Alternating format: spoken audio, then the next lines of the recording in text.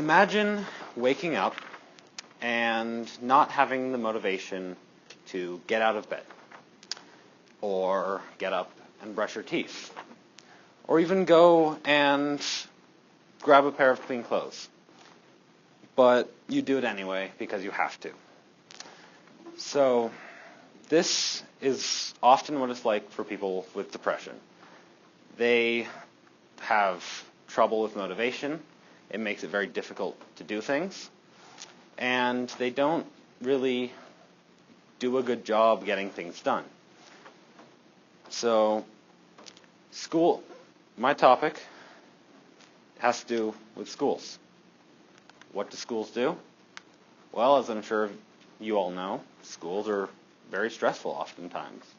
And they can really put the pressure on you. And so stress can lead to depression and anxiety. So stress, as Dr.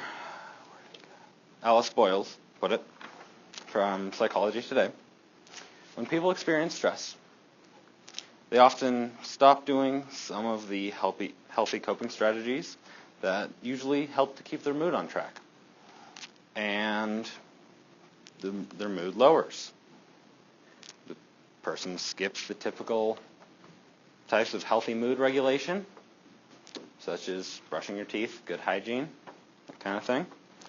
And then that leads to even more mood problems, and it becomes kind of a cycle. And so I looked into what does school do? How does it affect depression and anxiety? What do schools do to help kids with depression and anxiety? And I determined that for three main causes, school causes high stress, schools have a lack of support systems in general, and there's service barriers that make it difficult as well to get help. So nationwide, federally regulated, there are no suicide prevention laws about training in education professionals. None. It is all regulated on a state level.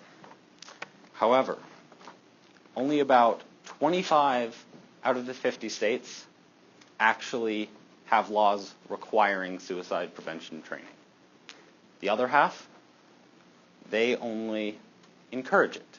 It is not mandatory. And so I did a survey. Here at JA mostly, there were a few people outside, but it returned with 69 results. And what I got out of it is the consensus was that most schools, most counselors, and people available to generally give support, such as Miss Malott, Miss Adams, are overstaffed or understaffed and overworked. They don't have much time to meet with kids, and they really aren't always effective when meeting with kids. A lot of people pretty much fear them and don't feel comfortable around them. And one thing that someone mentioned, I had a short response on my survey, and they said that the school should advertise that there's a social worker. And until last year, I did not know the school had a social worker. But as well as this, they said schools should encourage students to talk to whomever they prefer about their problems and get help that way. So it doesn't have to be just a social worker. It could be Mr. Purcell. It could be another teacher. It could be Miss Angie in the office.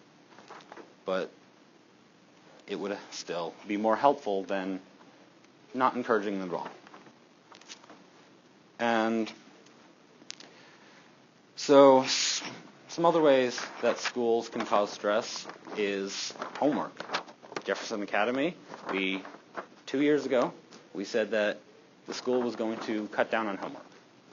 Not eliminate it completely, but cut it back. And last year, the year before that, it was pretty good. I didn't have much homework. Not many people I knew had much homework. And then last year, I had a little bit more. And this year, we have even more. So it's kind of gone back and digressed.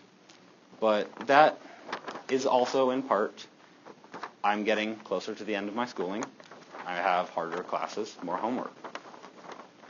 Some of it is also that Jefferson Academy is a charter school. And as one student put it,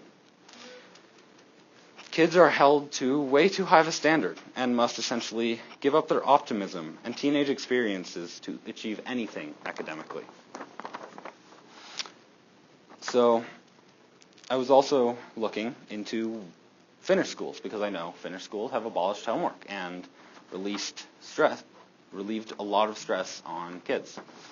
And although their suicide rate is higher per capita than America total, the cause of depression and stress-related suicides from school in teens is lower, at around 18% versus 20% in the U.S. And as well as this, I took with this survey at JA. I have one slide. Almost 50% of the people that took the survey have considered or attempted suicide.